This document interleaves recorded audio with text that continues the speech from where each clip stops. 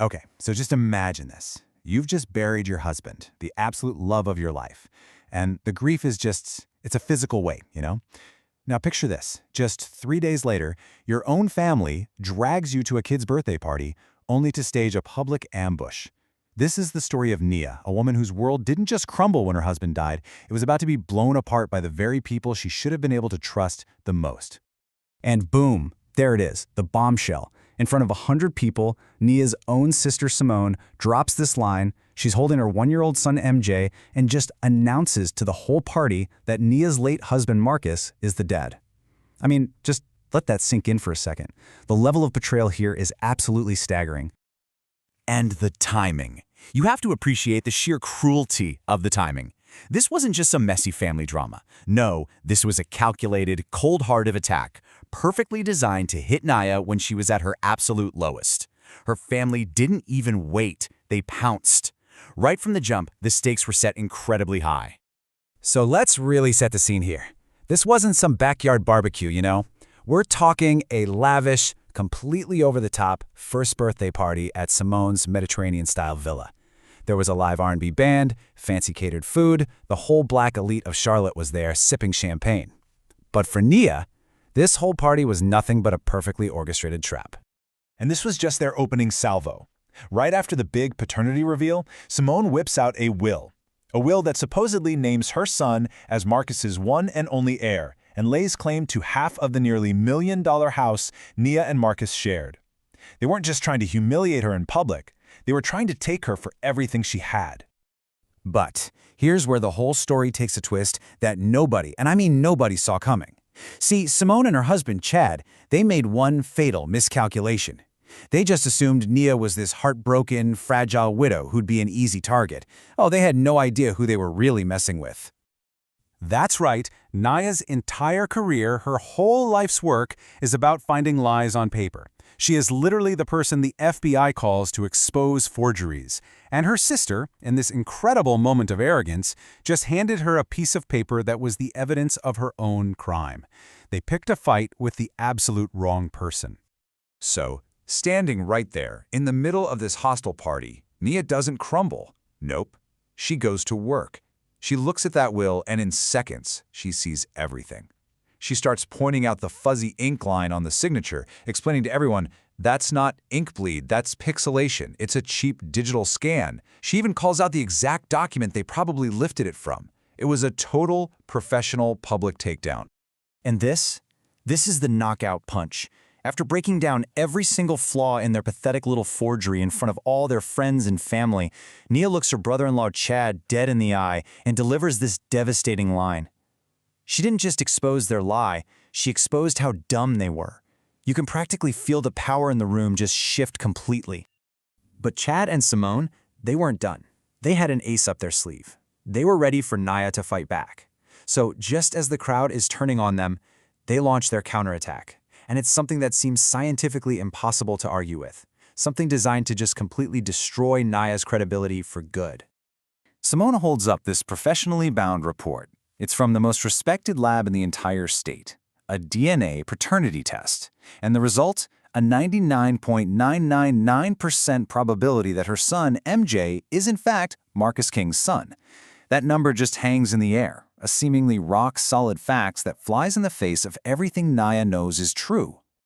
And just to twist the knife even deeper, with the crowd now totally stunned and confused, Nia's own mother steps forward and she screams this at Nia. She weaponizes Nia and Marcus's private, painful struggle with infertility, using their deepest pain to paint Nia as some bitter, crazy liar. I mean, this is rock bottom. She's been shut down by science and then just brutalized by her own mom. So here it is. This is the central mystery of the whole story. Nia knows for an absolute fact that Marcus had a vasectomy 4 years earlier. He couldn't have children, but she is holding a scientific report that says he did. So how is that possible? How can a medical fact and a scientific fact, both supposedly true, exist at the same time? It just doesn't make sense. So, defeated and totally humiliated, Nia goes home. But when she gets there, she finds something. A clue. A message from beyond the grave, really.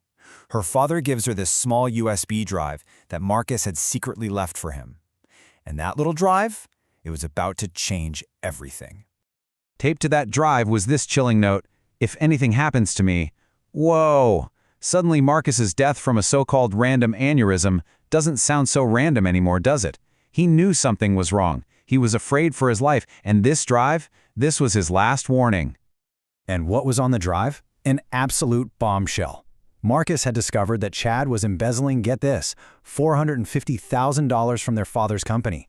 But it gets so much worse. Nia also finds an unsent email on there from Marcus to his lawyer, written just days before he died. And in it he says, "I think Chad is trying to poison me."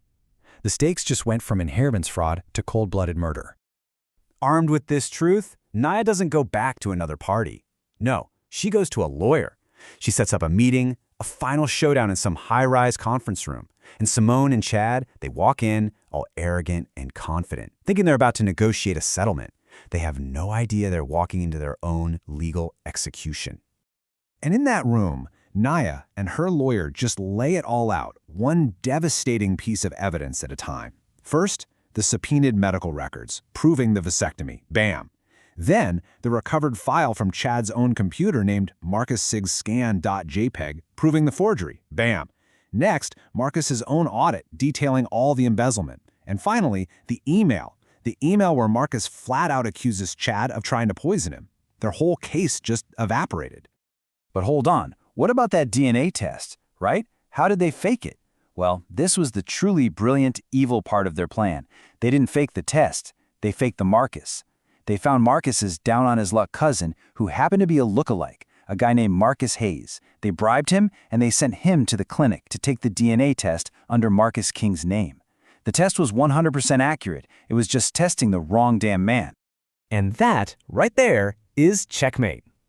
As that final piece of the puzzle clicks into place, the conference room doors swing open, and in walk the police. Simone and Chad are arrested on the spot. Their entire, meticulously built house of lies comes crashing down all around them. So, as they're dragging a screaming Simone away, she's yelling that she's going to tie the house up in court for years. And this is when Nia delivers the final, most devastating blow of all. She calmly informs her sister that Marcus transferred the house entirely into her name 6 months ago. The very thing they murdered him for was never even on the table. It was always and only hers. So when you think about it, what was the real inheritance here? It wasn't the house, it wasn't the money. It was the legacy Marcus left behind. You know, the truth he thought to protect. It was the integrity he lived with, the unbelievable courage Nia showed, and the intelligence they both used to make sure that the truth, in the end, would win out. You know, I think what this story really shows us is that while greed and deception can look powerful, they're always built on a fragile foundation. The truth, on the other hand, is like solid bedrock. And when someone is brave enough and smart enough to stand on it and fight, there isn't a lie in the world they can't bring crashing down.